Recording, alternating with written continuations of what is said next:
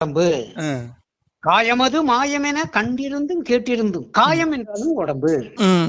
இந்த உடம்புக்கு என்ன பேர் தெரியுங்க? உடல், தேகம், காயம், எல்லாவற்றுக்கும் மேலாக நல்லா பாருங்க, இன்னொரு வார்த்தை மெய் என்று பொருள் வருது தமிழ்ல. ம். அப்போ தேகம், காயம், மெய், உடல், உடம்புனாலும் ஒண்ணுதான். ம். அப்போ சுத்த தேகம் என்பது எது தெரியுங்களா? ம். சுத்த தேகம் என்பது மனோதேகம், சூட்சும தேகம். அதை சுத்தமாக்கு, ம். பழைய பதிவுகள் அளிக்கணும். அப்போ இந்த சூட்சும தேகத்தை சுத்த தேகம்னு சொல்றாங்க. ம்.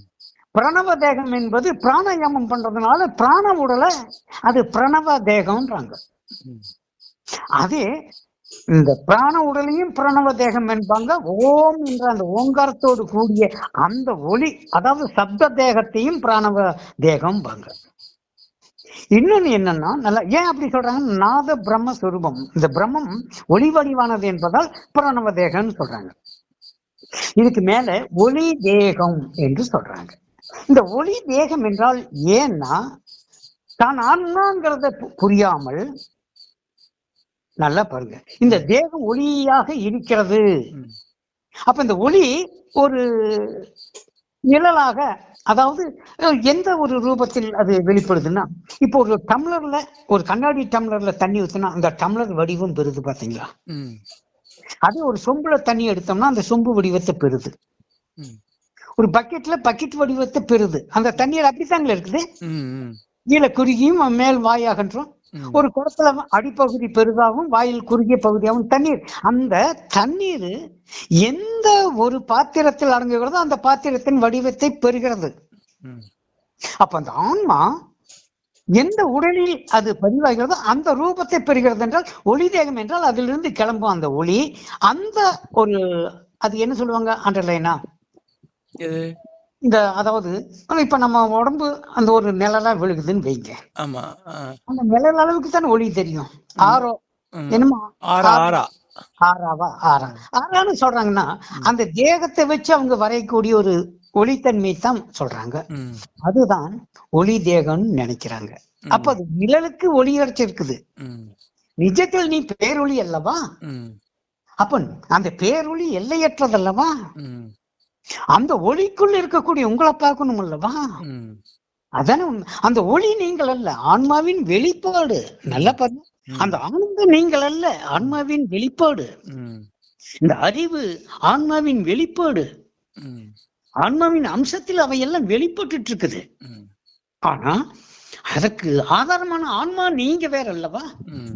ஏன்னா இதெல்லாம் நீங்க பாக்குறீங்க, உணர்வை பாக்குறீங்க, ஒளிய பாக்குறீங்க, ஆனந்தத்தை பாக்குறீங்க, அறிவை பாக்குறீங்க. அத பார்க்கக்கூடிய நீங்க வேற இல்லவா? கண்டிப்பா. அப்போ இந்த பிரணவ தேகம் என்பதும் ஒளி தேகம் என்பதும் சுத்த தேகம் என்பதும் இந்த சூக்கும சரீரத்தோடு கூடிய நிலைப்பாடுகள் தான். இப்போ ஏன்னா சித்தர்கள் ஒவ்வொருத்தரும் அவரவர் நிலை உயர்ந்ததுன்னு சொல்லிட்டு இருக்காங்க. இது எப்படி உயர்ந்ததாக இருக்க முடியும்? ஏன்னா எல்லாமே இந்த தேகத்தை வச்சுதான் ஆதாரம் காட்டுறாங்க. தேகத்துக்கு அப்பாற்பட்ட தேகி சிவம் அல்லவா? தேகம் சவம் தேகி சிவம். அப்ப தேகி என்பது யார்? ஆன்மா. ஆன்மாவாகிய நீ எல்லையற்ற பரம்பொருள் அல்லவா? ஒரு காற்று, ஒரு பலூனுக்குள்ள காற்று அடங்கின மாதிரி அந்த பலூனை வச்சு அண்டர்லைன் பண்ணிட்டு இருக்கலாம். அதான் காற்றா? காற்று எங்க நிறைந்தது அல்லவா?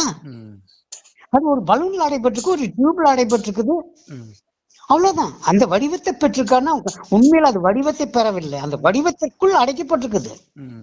அதான் சுத்த தேகம், அதான் பிரணவ தேகம், அதான் ஒளி தேகம் என்று சொல்லிட்டு இருக்கீங்க. அப்ப இது தாழ்ந்த நிலை அல்லவா? ஒரு காற்று ஒடுக்கத்துக்குள் இருப்பதை வச்சு இதுதான் காற்றுன்னு நம்ம எப்படி நம்ம முடிவு செய்ய முடியும்? இவ்வளவுதான் காற்றுன்னு சொல்ற மாதிரி இருக்குது. எல்லை என்னங்க, அந்த அந்த பலூனுக்குள்ள இருக்க காற்று மட்டும்தான் அப்படின்ற மாதிரி இருக்கு. எல்லையற்ற காற்று எல்லா இடத்துலயும் வியாபித்து உள்ள காற்றை அதுக்குள்ள மட்டும்தான் இருக்குன்னு சொல்ற மாதிரி இருக்கு. அப்ப எல்லையற்று நிறைந்த காற்றைத்தான் நம்ம அறியணும். என் நாசிக்குள் போற காற்றை பிடிச்சாம அறிஞ்சா மட்டும் பத்தாது. ஒரு பலூன் உள்ள காற்றை புரிஞ்சுக்கிட்டா மட்டும் பத்தாது. ஒரு டியூபுக்குள்ள இருக்கிற காற்றை புரிஞ்சுட்டா மட்டும் பத்தாது. ஆனா காற்று எங்கோ நிறைந்ததுன்னு தெரியணுமா வேண்டாமா? தெரியணும். அப்ப நீங்க எங்கோ நிறைந்தவருங்கிறத அறியணுமா வேண்டாமா? அறியணும். அப்ப நான் நிர்விகல்ப சமாதியில இருக்கேன்னா அந்த நிர்விகல்ப சமாதி யாருக்கு தெரிஞ்சது? நான் நிர்விகல்ப சமாதியில் இருக்கிறேன். ஆன்மா. அது உங்களுக்கு தெரிஞ்சிருக்குது. அப்ப நீங்க எப்படி இருக்கீங்க? அதுதாங்க முக்கியம். அதுக்குத்தாங்க இந்த யோகம். மறுபடியும் பாருங்க, நீங்க எப்படி இருக்கீங்கன்னு பார்க்கணும்னா, இப்ப இது உடம்பு உடம்பு நான் சொல்லிட்டு இருக்கோம். உடம்பு நான் என்றால் இந்த உடம்பு எப்படி இருக்குன்னு பார்க்கணும். ஒரு கண்ணாடி முன்னாடி போய் நின்னா இந்த உடம்பு எப்படி இருக்குன்னு தெரியும் இல்லைங்களா? அப்போ பிராணன் நான் என்றால் பிராணன் நாசி வழியாக போகுது, அது உள்ள என்ன வேலை செய்யுதுன்னா அது நீங்க இல்ல, அதை பார்த்துட்டு இருக்கிறது நீங்க. மனம் நான்னா மனம் என்பது என்ன? எண்ணங்கள். இந்த எண்ணங்கள் யாருடையது? இந்த சமூகத்தினுடையது. நம்மளை குச்சி வளர்த்துனவங்க, நம்ம அக்கம் பக்கத்தாரு, இந்த சமூகம், கல்வி, உலக ஞானம் இதெல்லாம் சேர்ந்ததுதான் மனமாக இருக்கிறது. அது ஊடுருவி நிற்பது கர்மா. அது இந்த எண்ணங்களை வசீகரப்படுத்தி அதன் மூலமாக சொல் சிந்தனை சொல் செயல் என்று மீண்டும் தூளமாக்கப்பட்டு அது மீண்டும் பதிவாகி மறையுது. அது கர்மா. அப்ப இத்தனை விஷயங்கள் இருக்கும் பொழுது நான் நிர்விகல்ப சமாதியில் இருக்கிறேன், நான் சில சித்திகள் செய்கிறேன் என்றால் இதுவெல்லாம் மனதால் கூடிய தன்மை. நான் சாட்சியாய் இருக்கிறேன் என்பது கூட மனதினுடைய மற்றொரு ஒரு கோணம்தான். சாட்சிய பாவனையும் இல்லாம போயிடும். சாட்சியாய் இருக்கிறேன் என்பது யாருக்கு தெரியுது? உங்களுக்கு தெரியுது. அப்ப நீங்க வேற, சாட்சியா இருக்கும் தன்மை வேற தானே. கண்டிப்பா. நான் ஆனந்தமா இருக்கிறேன் என்றால் ஆனந்தமா இருப்பது யாருக்கு தெரியுது? உங்களுக்கு தெரியுது. நீங்க வேற, ஆனந்தம் வேற தானே. நான் அறிவாய் இருக்கிறேன், பேரறிவாய் இருக்கேன்னா அறிவாய் இருக்கிறேன் என்பது யாருக்கு தெரியுது?